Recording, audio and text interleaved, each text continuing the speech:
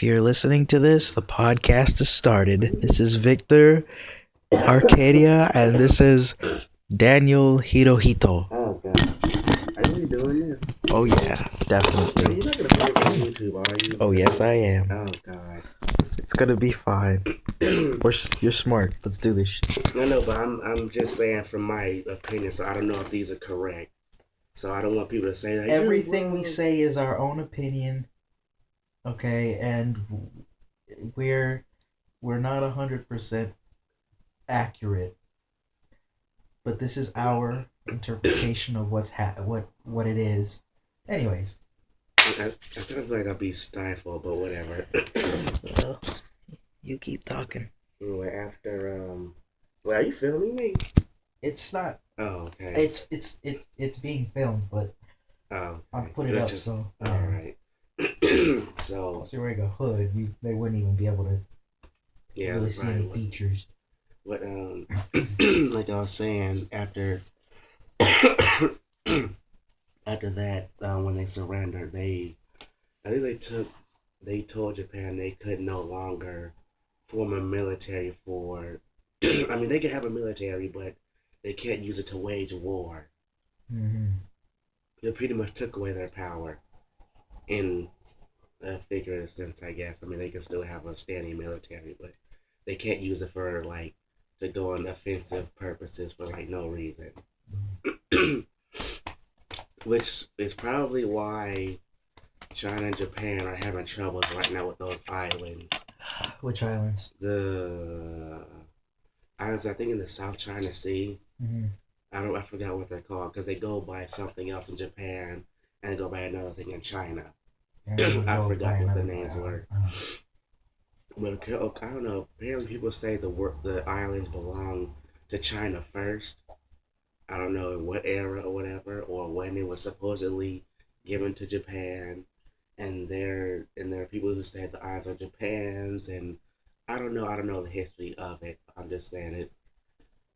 I mean, first of all, because from what I was told, it's not about the islands itself because like they're so small, you can't really build anything on them. It's about. I mean, I don't know how big the Could be islands the are. resources that it has potentially. Yeah, it's the resources because if you have the rights to the island, you have the rights to the sea around it for how many or so miles or nautical miles. I don't know the difference. Which means if there is an oil mine in that radius, it is that country's right. I mean, I don't know if there's oil by those islands or why they're fighting over it. I think there is. If it really, when you really think about it, it has to be either oil or some sort of type of metal that is useful for the corporation. Yeah, I mean though, I do hear from a documentary that that around like the North Pole, there's like a massive oil reserve that's claimed by like 5 countries. I think U.S., Russia, I think Denmark, and some other European countries. I can't really remember. Oh boy. But yeah, oil will start a war. Will and has started a war. But I guess apparently that's I don't know because apparently I hear that Qatar has like 5% of the world's oil reserve. And where's Qatar? Where is that? To be honest, I don't really even know. Sounds like somewhere in the Middle East. Yeah, I think so. It's like a small country, but it's like the richest country in the world because they have all that oil. Oh shit. Yeah. So that's why they're the richest country in the world because if you have oil and people who want it, you have all the money. I mean, oil has a large. I mean, Russia has a large oil reserve too, but not as much as Qatar because otherwise Russia would be the biggest. It's not the biggest country in the world, but it would be the richest country in the world. And if that were the case, that would not sit well with the U.S., or Britain, who is currently, from what I believe, is 17 trillion or so in debt right now. America? Yeah. To China? No. A lot of people get that confused because America's not in debt. Because like people make all these claims about, oh, China owns America. You better start learning Chinese or whatever. Like no, America owns America because, like, from what I remember, either like the vast majority probably maybe it's maybe pushing to say like maybe a little slightly more than 90% of the debt are owned to American companies. Now, while it is true that China does have a large amount of the American debt, like the largest foreign debtor or whatever the word for that is, the largest, right? Like, and Japan is just like right behind them. So it's those two that have the most. That the U.S. owes the most money to, and that's only about 8%. For I mean, China has about 8%, and I don't really know about about if what it is currently. The last time I checked, it was about 8%, and there's a whole bunch of other smaller countries that the U.S. owes. I mean, they're I think there might still be in the trillions, maybe the billions or whatever. But yeah, I think there was a there was something about about I think it was about oil or something saying that I can't really remember what it said, but yeah, I mean pretty much if you have oil, then since oil is like I don't know how far away we are from depleting it, but I'm just saying if when oil gets depleted, then the whole world is gonna like be scrambling for energy. So I mean, that's why we're developing different energies at the moment. yeah, but I mean it's not. I don't know. People don't know how much is gonna how long it's gonna last because people take for granted that the Earth is so big. Yet in respect to all the other planets like Jupiter or all the other gas giants, like it's like Do you believe there's oil in Mars? Do you believe that there could be oil there? I don't know. No one's ever talked about it. They say there's ice on Mars. You know, inches away there's water apparently. Yeah, and they say there's a lake on Europa. Well, I mean, Europa is nothing but an ice ball, right? Yeah. Nothing but water, potentially having life in there, but Yeah. microscopic. Yeah. And I can see that. You know, honestly, I can see that as when water becomes, scarce, like drinkable water. I can see that possibly being a form of getting water. That is, if it's drinkable, because you never know. I mean, all the solar and gamma rays or whatever is going on in space right now, all the cosmic rays that are going by, could be contaminating that water because it might not. Because I doubt that it has its own magnetic field to shield it. What water? Well, to protect that moon. Wait, you talking about Europa. Mars? Talking about Europa. Oh yeah, I don't. It's just because it's just a moon, so I don't. It's a lot of ice water. Yeah, and I don't know how big it is either. I doubt it. Well, I think it'd probably be a little bit smaller than the moon. I don't know, than our moon. But if it is protected at least by, which I highly doubt, Jupiter's. It's part of Jupiter's orbit. Yeah. Jupiter's the largest planet. Yeah. Maybe its magnetic field can cover it, but I kind of have my doubts about how big that magnetic field is.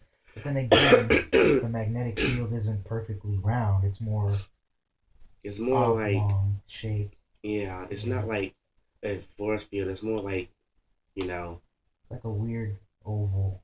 Yeah, like for like two halves. But I think because I might be wrong on this, but I think Jupiter has like a massive electromagnetic shield or whatever. But then again, Jupiter's a gas planet, so I don't know if that extends to the gas part. Because from far as I know, no one's ever heard or seen like the actual footing of like solid ground on Jupiter because of the pressure. So by the time it even gets probably maybe halfway to the surface, any spacecraft just breaks up or something. Yeah, because there's nothing but hurricanes and thunderstorms and whatnot. So there is a possibility that there could be some sort of maybe life, but to really think that there could be a life in that planet, it has to be one very, very hardy type of creature. Yeah, and that giant red spot is like, they say hundreds of times or thousands times the size of the Earth. And like one, there's a meteor that hit Jupiter that they said like you could fit like a few hundred Earths into it.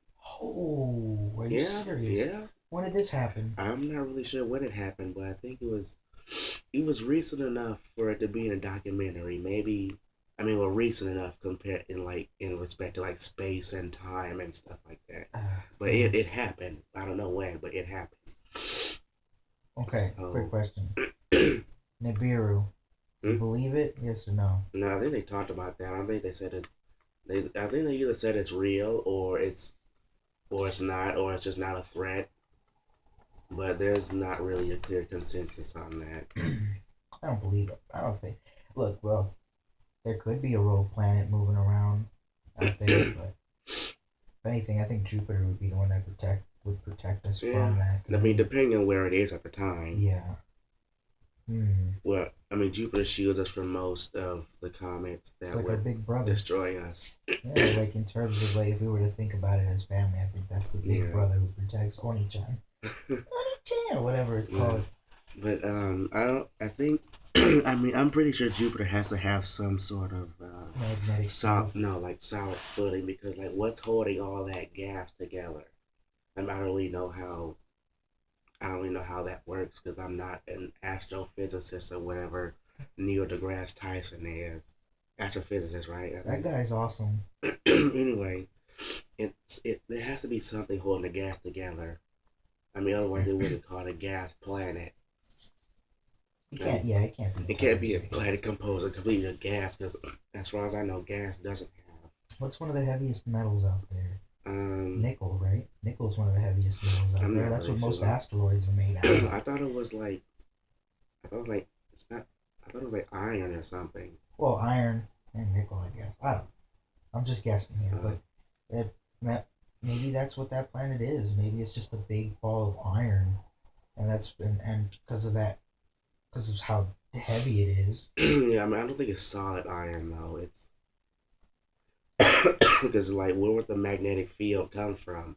I mean, because it doesn't. From what I remember, or from what I've gathered from like documentaries, that magnetic fields are generated from the internal workings of the planet, like the core and stuff. I don't know if that's right or wrong. All I know is that it generates some sort of magnetic field. I don't know how it does that. And like I know they said that when auroras happen, like in the North and South poles, that's when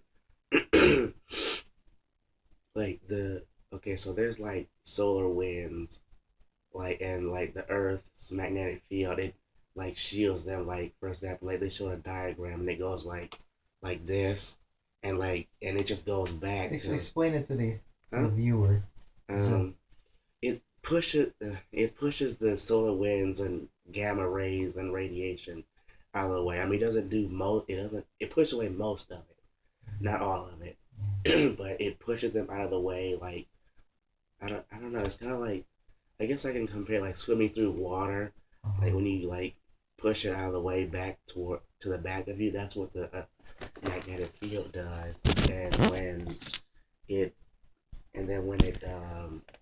I guess when there's enough tension, like it snaps back, and then the gamma radiation, like it follows the magnetic fields to the North and South Pole, and that's where you get those lights. Because if I remember correctly, the radiation ignites like either nitrogen or hydrogen or something in the air, and that's why they turn like red, blue, and green and stuff like that. It's amazing. Yeah.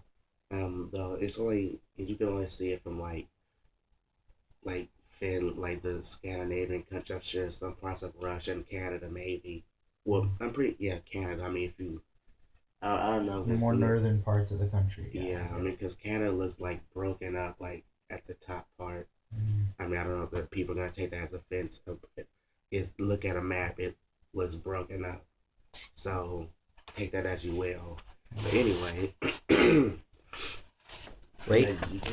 Wait, I think we're about to hit the 15 mark. Hold on.